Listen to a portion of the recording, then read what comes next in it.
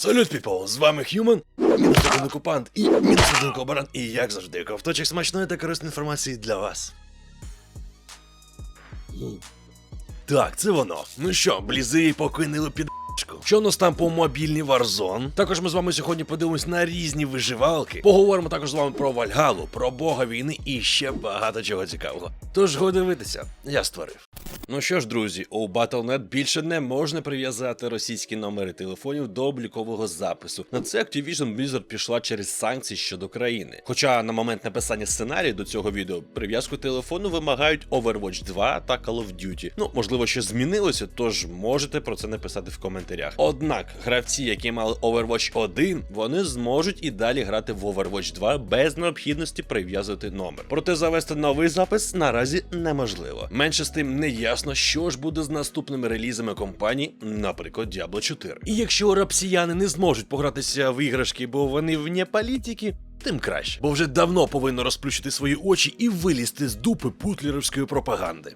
А тим часом, поки власники ПК і консоли вже вирішили дирявити бошки хедшотами один одному, в тій же Call of Duty Warzone 2, гравцям на мобільних платформах все ж таки ще доведеться деякий час почекати релізу Call of Duty Warzone Mobile. І хоча Activision поки не робило офіційного оголошення про дату виходу нової королівської битви на смартфонах, але, схоже, її випадково розкрили в App Store. Адже нещодавно відкрили попередню реєстрацію для Call of Duty Warzone Mobile саме для iOS. Тоді на сторінці гри з'явилася інформація про дату виходу. І хоча на даний момент її вже прибрали, але якщо вірити словам порталу Droid Gamers, реліз мобільної Warzone відбудеться 15 травня 2023 року. Такі випадковості з поданням дати релізу самої гри до офіційного анонсу неодноразово були помічені в App Store і, в принципі, раніше. А випадковості? Ну, так, звичайно, це частіше за все placeholder, але все ж таки бувають такі випадки, коли дати реально підтверджуються.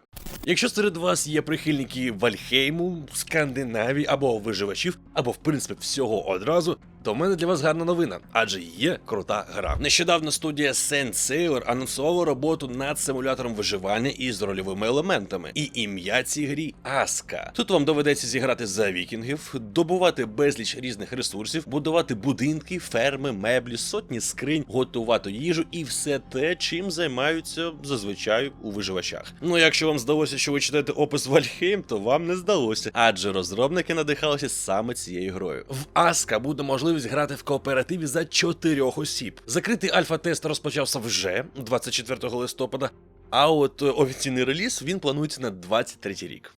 Ну а ми рухаємося далі і бачимо, як видавець NetEase та розробники Team Miozi анонсували новий ізометричний RPG-шутер з елементами містобудовного симулятора, і все це під назвою Cygnus Enterprises. Це одиночна гра, де вам належить взяти під керування занедбаний аванпост на далекій планеті. Під час гри ви займатиметесь відновленням бази, а також керуватимете її жителями для процвітання та відкриття нових технологій. Звичайно, для будівництва будівель будуть потрібні ресурси, тож вам доведеться вирушити за межі аванпосту, де мешкають недружні інопланетні істоти. Для битв з ними у вашому розпорядженні буде різне спорядження, включаючи більш ніж 50 видів зброї та навички персонажа. І до речі, якщо вам цікаво, то розробники планують випустити Cygnus Enterprises на дочасний доступ, скажімо так, 16 грудня на ПК. Щось у нас сьогодні, друзі, з вами чимало про виживачі. І питаннячко чому? Тому що нещодавно розробник Steri Studio під час шоу PC Game Show 2023 Preview представили новий трейлер із ігровим процесом, розрахованого на багато користувачів. Це в нас симулятор виживання Once Human, де вам належить відправитись в постапокаліптичний відкритий світ, наповненими жахами. У цій грі ви зможете побудувати свій будинок, поодинці або разом з друзями ходити за ресурсами та боротися з полчищами ворогів, включаючи босів з іншого виміру. А от за перемогу над ними видаватиметься потужні предмети. Але завжди будьте напоготові, тому що поруч з вами можуть бути інші гравці, а їм також потрібні ресурси. І навіть ваші. Якщо ж говорити про історію світу, то апокаліпсис настав через появу інопланетної істоти під назвою Зоряний пил, який заразив все живе. І лише невелика кількість людей змогла пережити зараження. Менше з тим, вони навіть здатні використовувати силу цієї істоти. Я не знаю, як у вас, але на цей момент у мене одразу був флешбек до гри Shadowrun, де в нас є оперативник Orbit. Ну а нам з вами у грі належить з'ясувати правду про Зоряний пил і дізнатися, чого ж вона хоче. До речі, раніше вже була інформація, що закрите бета-тестування гри заплановано на 6 січня 2023 року. Тож, якщо ви хочете взяти в ньому участь, необхідно пройти попередню реєстрацію на сайті, а потім там і спеціальне опитування. Ну а сам же реліз Once Human відбудеться аж у 4-му кварталі наступного 23-го року на ПК. Ну а перш ніж ми з вами перейдемо до наступних новин, я хотів би виразити і нашу команду подяку цим гарним людям, нашим спонсорам на YouTube та патронам. Нас небагато, але ви робите архіважливий вклад в розвитку проекту Human Vast Games. І українізацію YouTube, звичайно. І за це наша команда вам щиро вдячна. Тож, якщо ви теж хочете долучитись до розвитку українського YouTube, україномовного YouTube, підписуйтесь на наш Patreon або спонсорство YouTube, навіть $1 на місяць підпискою більш ніж достатньо, просто щоб у вас було більше. Хоча краще не патрон та менша комісія. Будемо вам всім там раді, ну а ми продовжуємо.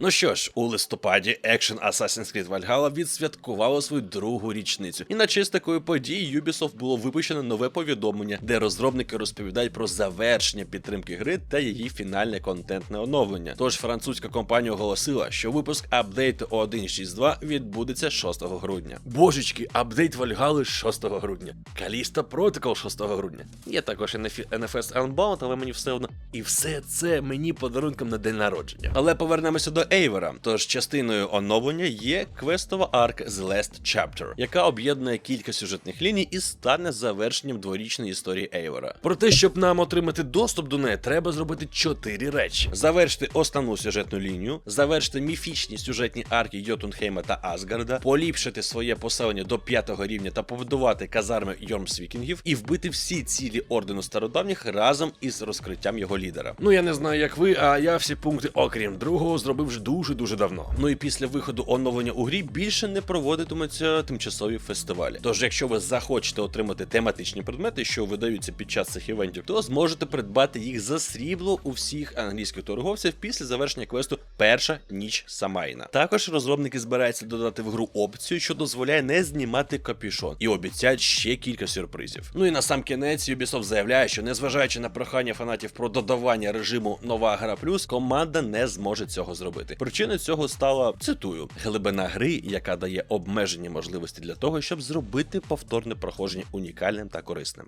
А тут вже чи у людей клепка їде, чи це реально важлива тема, давайте ви мені про це і потім напишіть в коментарях. Так от, захисники тварин з міжнародної організації PETA, розшифровуються як люди за етичне поводження з тваринами. Так от вони на своїй сторінці в Twitter звернули до розробників Action God of War Ragnarok зі студії Santa Monica з проханням додати в гру особливий режим без насильства над тваринами. Деякі сцени з добиванням противника Кратоса досить жорстокі та криваві. Особливо це стосується битви з різними представниками фауни. А як приклад, PETA навела бій бога війни з величезним псом Гармом із скандинавської міфології. Проте розробники поки що жодних коментарів на це прохання не робили.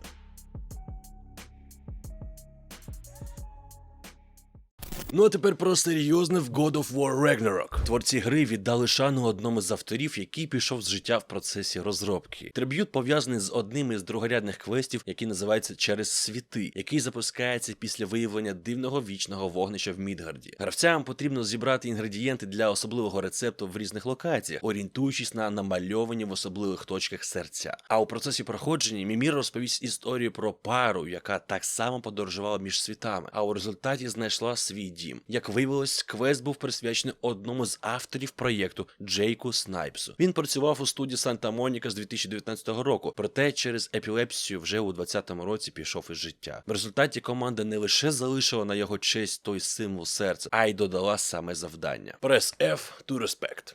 Я робив не так давно відос, можливо навіть не один, де вам розповідав, що зараз створюють ремейк гри Готика. Так от, підвалило ще інформації. Студія Alchemy Interactive, яка займається розробкою ремейку культової рольової гри Gothic, показала концепт оновлених моделей для гоблинів. І надалі цитата розробників та опис гри. Ці підступні маленькі істоти можуть дратувати навіть затятих авантюристів. Недосвідчених воїнів вони можуть навіть занапастити. Вони можуть швидко оточити вас і атакувати з усіх боків відразу, озброєні палицями, старими ржавими мечами або чим завгодно, до чого вони дотягнуться. Гобліни хитрі та підступні. І, до речі, ви пам'ятаєте нашого старого друга Таласа з табору секти, який втратив альманах через банду гоблінських грабіжників. Так от настав час об'єднатися з ним і повернути втрачене. Тож Готіка ремейк у нас вийде на ПК, на актуальних консолях, але ми не знаємо коли, на жаль. Проте, друзі, щоб не чекати на одну гру, ми можемо пограти з вами в інші. Зараз виходить багато прикольного україномовного контенту на моєму стрімерському каналі Human Вас Кепські стріми. А ще ми там у VR граємо іноді, підтримуємо також українських розробників ігор і тестуємо український сервер WoW. Тож, якщо вам щось з цього сподобалось, залітайте. Ну а якщо ви хочете стати тестером WoW, то завітайте на наш Discord сервер Human Вас, напишіть в чат Одіна і будемо катати разом.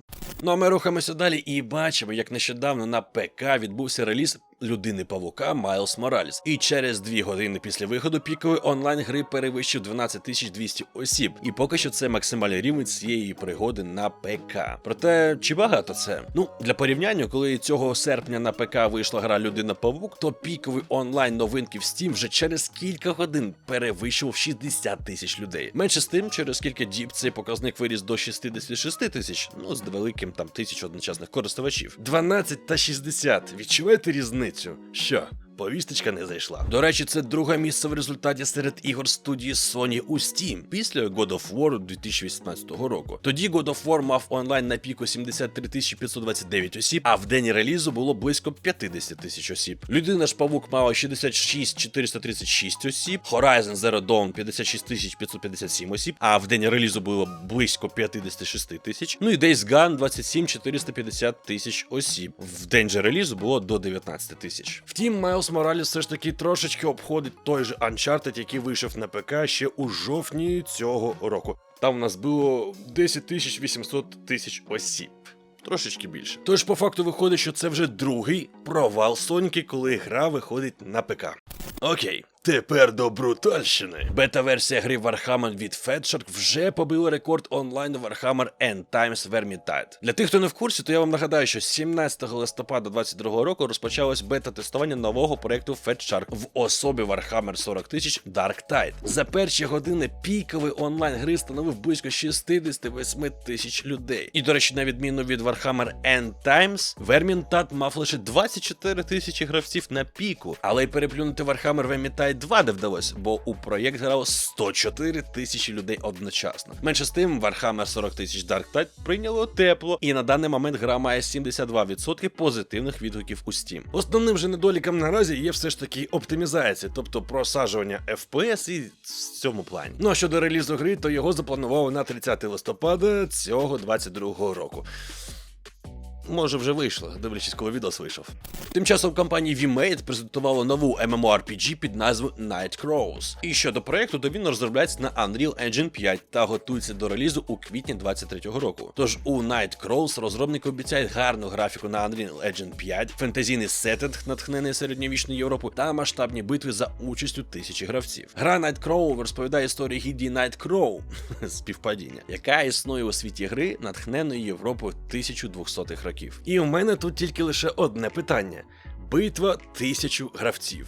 Це взагалі реально? Ну а тепер готуємось до пограбувань. Starbreeze нещодавно оголосила про вражаючі фінансові результати третього кварталу та підтвердила прогрес Payday. Тож, за словами розробників, створення йде повним ходом, а Overkill розширює штат, щоб допрацювати гру до релізу у 2023 році. Менше з тим, генеральний директор Starbreeze Тобіас Сьогрен, він дещо розповів, надалі цитую. Розробка Payday 3 йде за планом, і разом з нашими партнерами з надавництва компанія Playon. Це нова назва Coach Media Group. Ми докладаємо всіх зусиль, щоб забезпечити успішний запуск у 2023 році. Багато хто чекає більше детальної інформації про точну дату релізу та можливість побачити контент з гри. Вони з'являться ближчим часом до запуску. І доповнення. Протягом кварталу студія дещо зросла. Кількість співробітників збільшилась зі 152 до 156. І це відповідає плану. Тож виходить, що Payday 3 буде видано відносно новим медіа лейблом під назвою Prime Matter компанії Playon. І, звичайно, все присвячено пограбуванням з міксом наших реальних тенденцій на наш рік, навіть використовуючи криптовалюти. Ну а тепер вам трошечки на поржати, як розпилять бюджет в Мордорі. Нещодавно з'явилася інформація про плани ВК, яка хоче створити новий рушій, бюджет якого оцінюється в 2,8 мільярдів рублів. Розпочати ж розробку рушія з відкритим вихідним кодом ВК має намір у січні 23-го року. Ну і очікується, що у вересні 23-го року ВК вдасться випустити прототип візуалізатора, для генерування графіки. А вже в квітні або грудні в 25-му році випустити демонстраційну гру.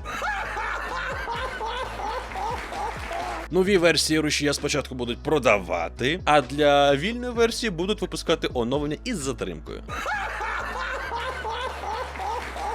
Також мають намір випустити платні компоненти та доповнення для рушія і надавати консультаційні послуги, вести платне навчання. І також очікується, що рушій ВК будуть використовувати не тільки для ігор, але й для виробництва медіаконтенту, включаючи кіно та рекламу. Тож до репарації росіян ще кинуть ярмо нового рушія. Проте, друзі, сьогодні я вам пропоную завершити новинний цикл у нас польською грою, але, на жаль, її все ж таки переносять, і це, скажімо так, польський Skyrim. У заяві, опублікованій у твіттер-аккаунті гри, затримка пов'язана з тим, що розробники не задоволені поточним станом продукту. Гра в перших трейлерах виглядала, сиро, тому розробники вирішили не поспішати і ще попрацювати над проєктом. Ну і сама Tainted Grail The Fall of Avalon – це рольова гра, яка заснована на одноіменній настольній грі. Сама ж дія відбувається у світі, заснованому на похмурій версії легенд про Артура. Так, король Артур помер, а рицарі круглого столу збентежні, тож гравець боротиметься за виживання. Ну а сам ігровий процес заснований на дослідженні відкритого світу, виконання завдань, розмови з NPC та битв з ворогами. Наразі ж, друзі, у мене для вас на сьогодні все. Я вам щиро вдячний, що ви додивились до кінця. Як завжди, слава Україні і як завжди, кайфової вам гри.